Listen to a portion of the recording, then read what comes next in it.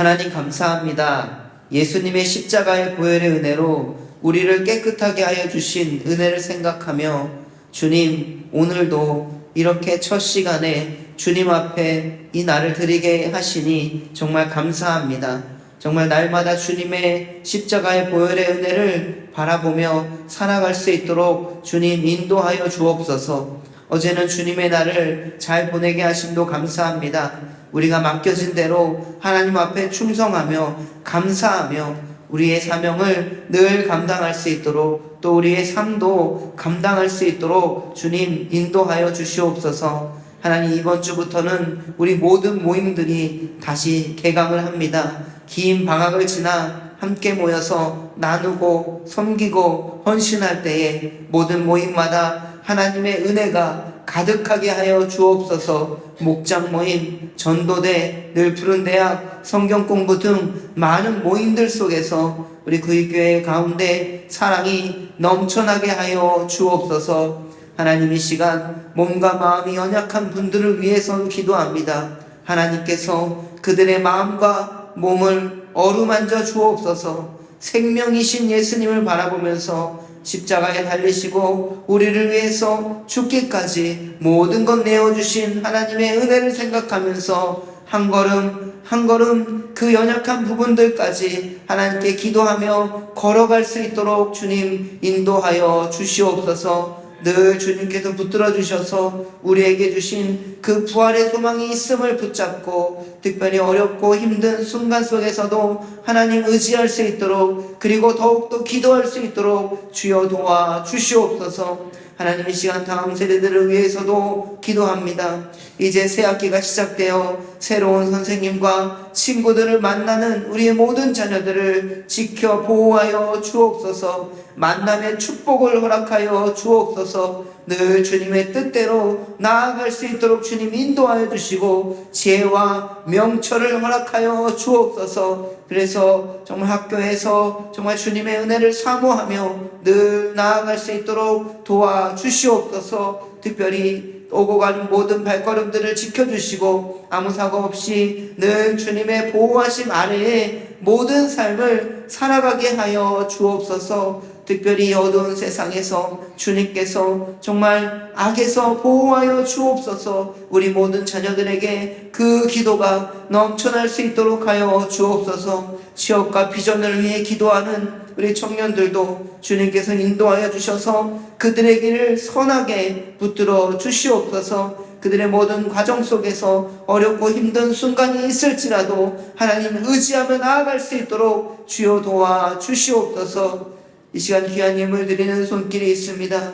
그 손길 위에 하나님의 사랑이 함께하여 주시고 그들의 그 감사의 기도 제목을 늘 붙들어 주시고 역사하여 주시옵소서.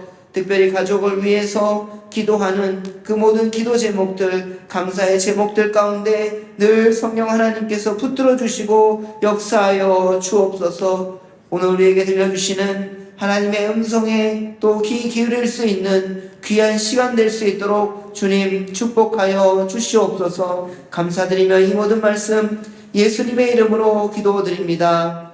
아멘. 오늘은 마가복음 15장 말씀입니다.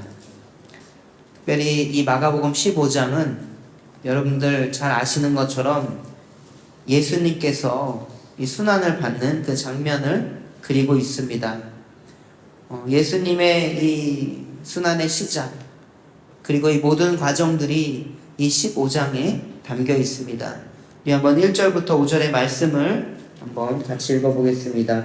새벽에 대제사장들이 즉시 장로들과 서기관들 곧 온 공회와 더불어 의논하고 예수를 결박하여 끌고 가서 빌라도에게 넘겨주니 빌라도가 묻되 내가 유대인의 왕이냐? 예수께서 대답하여 이르시되 내 말이 옳도다 하시매 대제사장들이 여러 가지로 고발하는지라.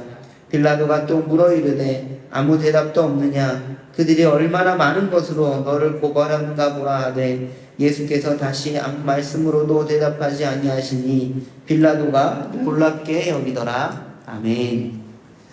여러분 1절에서 5절 말씀을 읽어보니까 특별히 5절 말씀에 이 빌라도와 예수님의 대화에서 빌라도가 예수님을 보면서 놀랍게 여기더라, 이렇게 기록하고 있습니다. 특별히 병행 구절인 마태복음 27장을 보면 빌라도가 이런 말을 합니다. 사람들이 너를 쳐서 얼마나 많은 것으로 증언하는지 듣지 못하였느냐.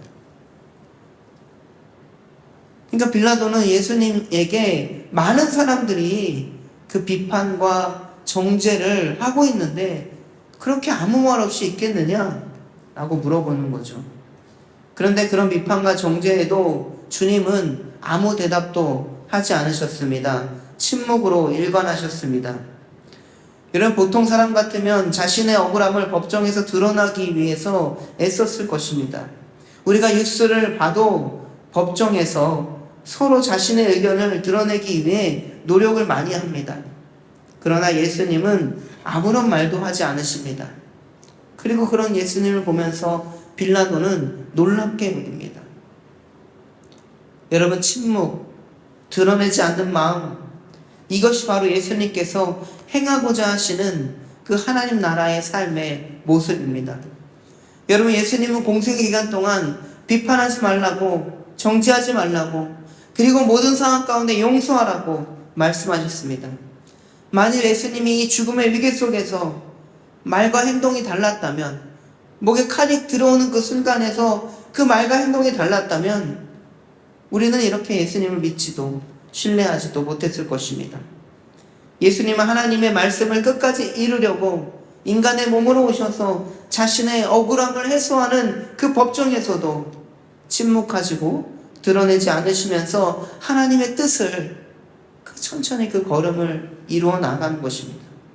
그런 의미로 우리의 삶에서도 말과 행동이 항상 일치할 수 있도록 돌아보고 또 오늘의 삶 속에서 그렇게 하루를 살아갈 수 있도록 주님께 기도하면서 나아가야 할 것입니다. 6절 이후를 보면요, 당시 명절에는 백성들이 요구하는 대로 죄수 한 사람을 놓아주는 이 전례가 있었다고 합니다. 이 명절은 6월절이죠. 유대인의 당시의 풍습이었습니다. 그리고 영어 성경을 보면 이 전례 used to라고 사용되면서 이 풍습이 하나의 갈래로 계속 이어져 있었다는 것을 우리는 알 수 있습니다.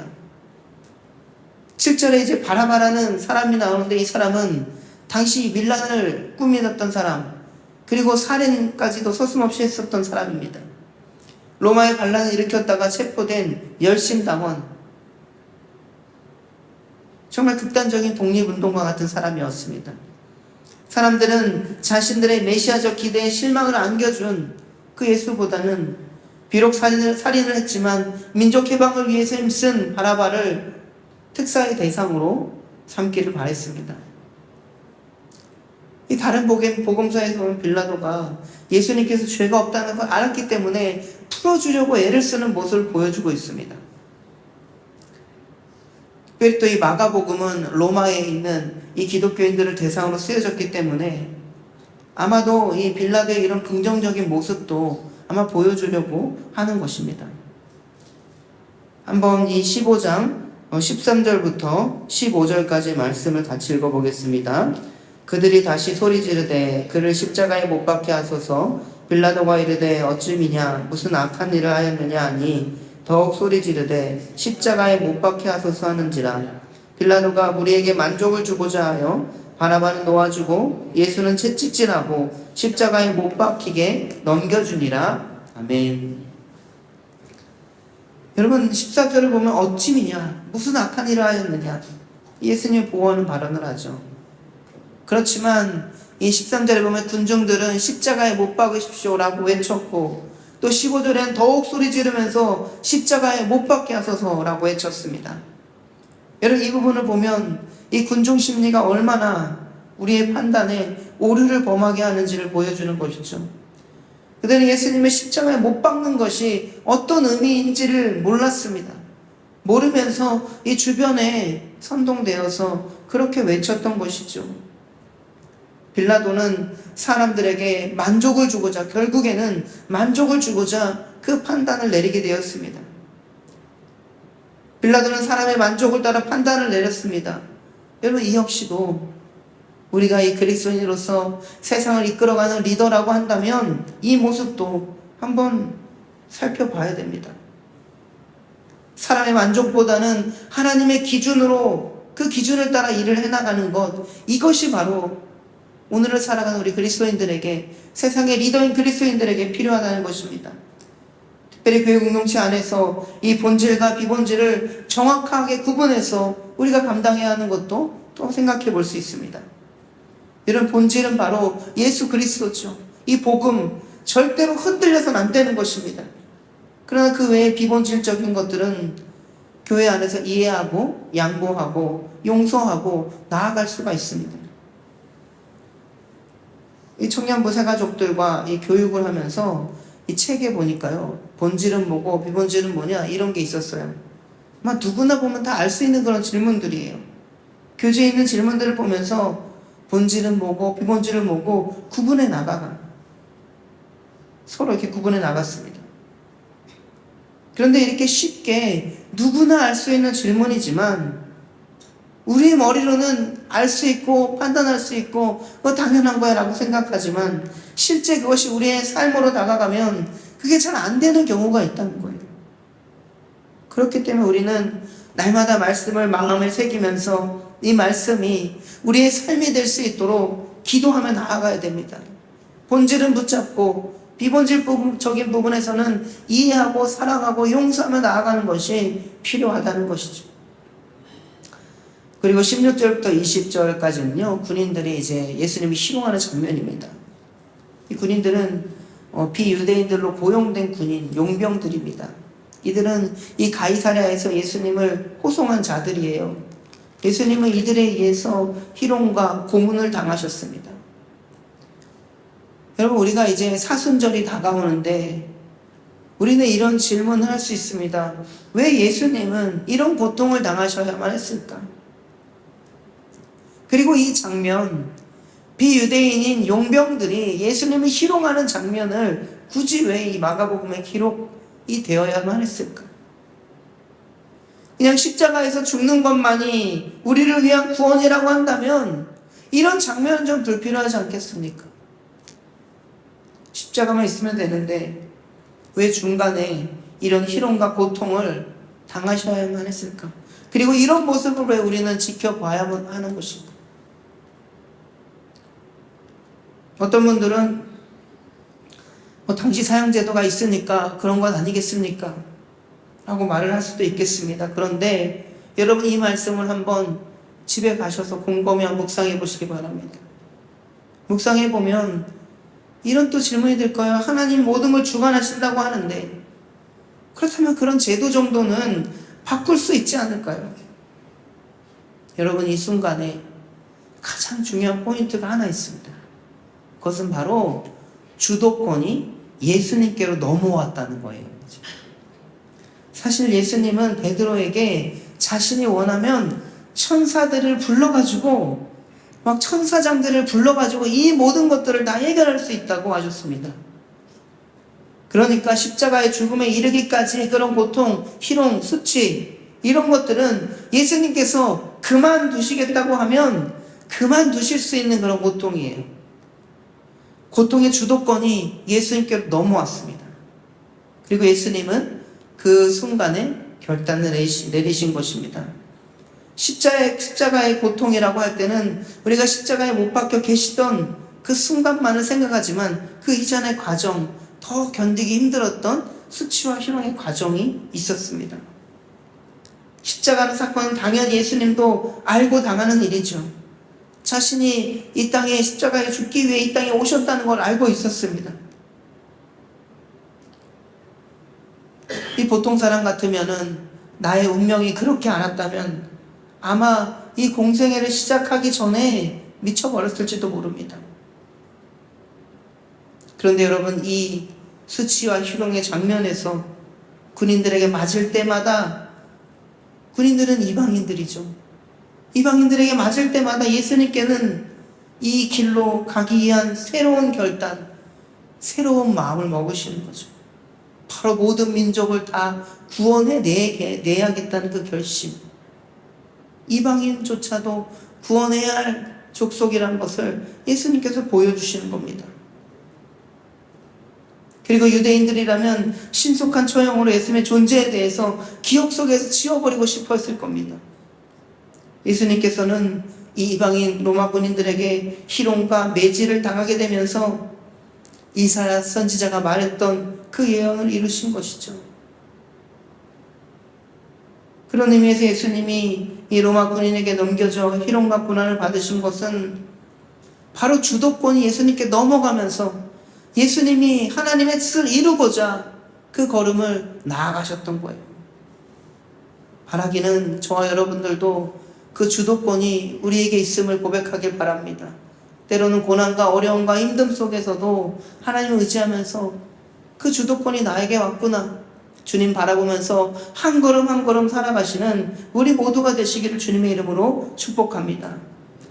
우리 21절부터 27절의 말씀, 여긴요 마가복음의 이 클라이막스 같은 장면인데 같이 한번 이 말씀 읽어보겠습니다. 마침 알렉산더와 루포의 아버지인 구레네 사람 시몬이 시골로부터 와서 지나가는데 그들이 그를 억지로 같이 가게 하여 예수의 십자가를 지우고 예수를 끌고 골고다라 하는 곳, 번역하면 해골의 곳에 이르러 모략을 탄 포도주를 주었으나 예수께서 받지 아니하시니라. 십자가에 못 박고 그 옷을 나눌세 누가 어느 것을 가질까요? 제비를 뽑더라. 제3시가 되어 십자가에 못 박으니라.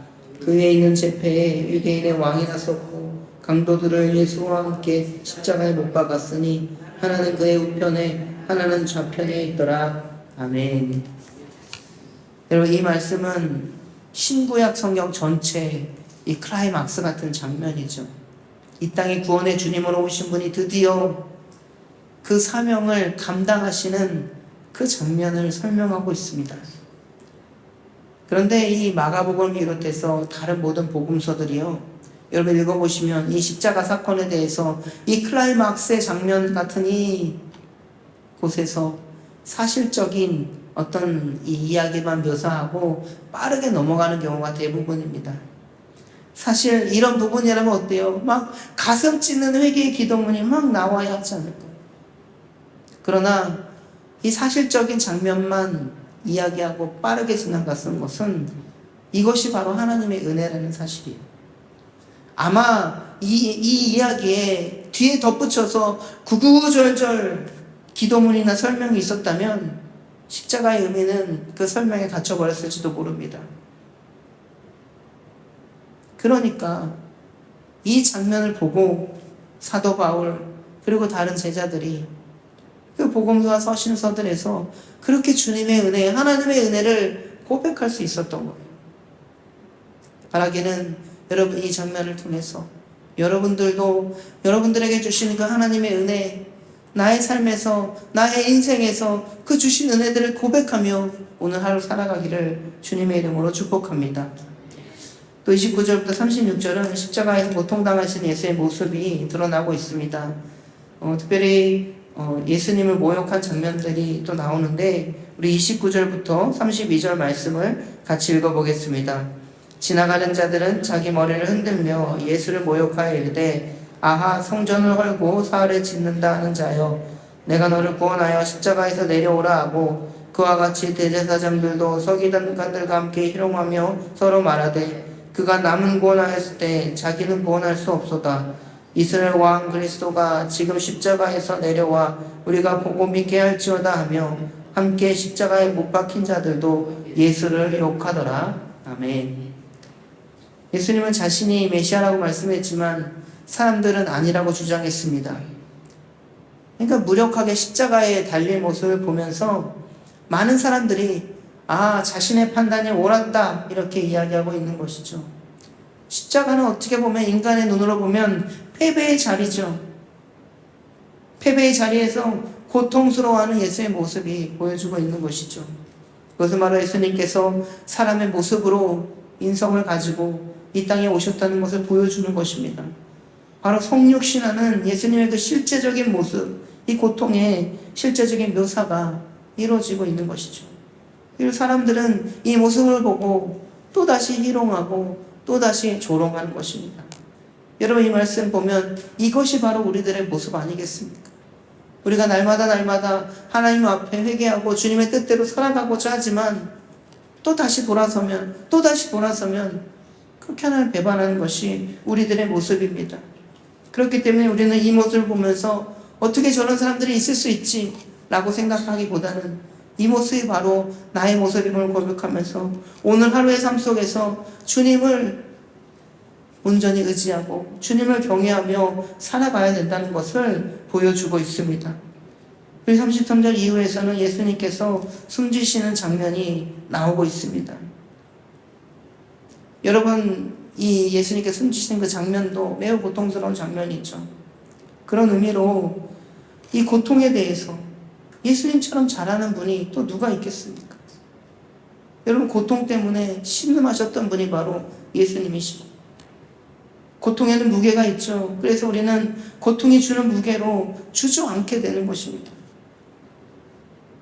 우리는 다른 누군가에게, 고통을 받고 있는 사람에게 기도와 말씀으로 이길 수 있어 라고 이야기도 합니다. 그러나 여러분, 이 십자가의 고통을 바라볼 때 그냥 고통이에요. 무너질 만한 고통이 오면 누구나 다 무너질 수밖에 없습니다. 고통에는 고통 자체에 그 무게가 있기 때문에 그래요. 아마 여러분들도 인생을 살아보면서 그런 고통들을 많이 겪으셨을 거예요. 저도 그런 고통을 경험해 보니까 많은 사람들의 조언이나 위로가 들리지 않을 때가 있었습니다. 그냥 고통은 고통스러움 그 자체였습니다. 그런데 중요한 것 한 가지는 이 말씀을 통해서 우리가 바라볼 수 있는 것은 그 고통을 예수님이 짊어지고 가셨다는 것입니다. 그러면서 고통의 무게가, 그렇게 무거웠던 고통의 무게가 나에게서 예수님에게로 옮겨짐을 깨닫게 되는 것입니다. 그래서 예수님께서 친히 그 고통의 현장으로, 그 십자가 현장으로 나아가신 것이구나 라고 고백을 하게 되는 것이죠. 우리도 고통의 순간에 있는 분들이 있다면 때로는 우리가 그 고통을 이해하려 해서는 안 됩니다. 이해할 수도 없죠. 그냥 가만히 지켜봐주고 또 위로해주는 것이 필요하죠. 정말 진실로 그 사람을 위해서 울어줄 수 있는 그런 마음이 필요합니다. 37절부터 41절에는 예수님께서 이 돌아가시는 장면이 기록되어 있는데 39절의 말씀에 백부장이 이런 고백을 합니다. 이 사람은 진실로 하나님의 아들이었도다. 벌을 보지 않고 하나님의 아들 되시는 믿음이 있다는 것, 이것에 주목할 수 있는 거예요. 십자가의 고통을 다 보면서 고통과 희롱과 수치와 그 모습을 보면서 이 백부장은 진실로 하나님의 아들이었다, 이렇게 고백을 하는 것입니다.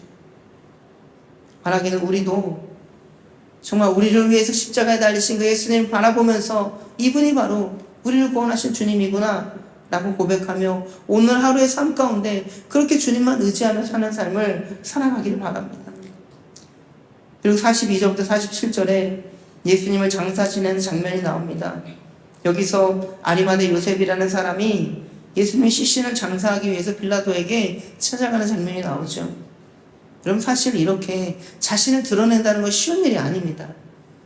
여러분, 마가복음에 보면요, 마가는 어때요? 14장에 옷을 벗고 도망간 사람들이에요. 그리고 수제자 베드로는 예수님을 3번이나 부인했고 저주까지 했습니다. 제자라고 인정을 하는 사람들은 다 도망가는데 정말 이 아리마대 요셉이라는 사람은 가서 시신을 찾고 장사를 지내준 것, 그건 자신의 모든 걸 다 내려놓고 결단 넘기는 행동이죠. 바로 주님을 온전히 하나님의 아들이라고 믿는 그 백부장의 믿음처럼 그런 믿음을 가지고 나아간 것입니다. 사랑하는 성도 여러분, 오늘 말씀을 통해서 보면 중요한 것은 예수님의 그 순환 사건이, 고난 사건의 주도권이 바로 예수님께 있었다는 거예요. 그 순환을 통해서 예수님은 우리를 구원하시고자 하는 그 사명을 감당해내셨다는 거예요. 그리고 희롱과 수치의 그 장면 속에서도 우리를 사랑하시는 그 모습이 담겨져 있는 것입니다. 여러분의 삶에 이 고난이나 어려움들이 있습니까? 십자가에서 우리를 위해 죽으시고 우리를 끝까지 사랑해 주셨던 주님의 은혜에 그 여러분의 이 고난의 주도권을 한번 맡겨보시기 바랍니다. 고난 한가운데서 예수님께서는 바로 저와 여러분들과 함께 하십니다.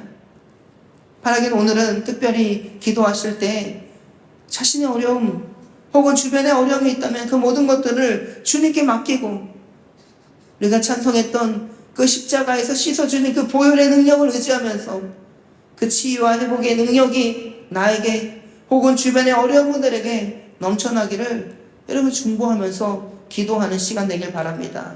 우리 시간 주기도문 하신 후에 자유롭게 기도하시다가 돌아가겠습니다. 하늘에 계신 우리 아버지, 아버지의 이름을 거룩하게 하시며 아버지의 나라가 오게 하시며 아버지의 뜻이 하늘에서와 같이 땅에서도 이루어지게 하소서. 오늘 우리에게 일용할 양식을 주시고 우리가 우리에게 잘못한 사람을 용서하여 준 것 같이 우리 죄를 용서하여 주시고 우리를 시험에 빠지지 않게 하시고 악에서 구하소서. 나라와 권능과 영광이 영원히 아버지의 것입니다. 아멘.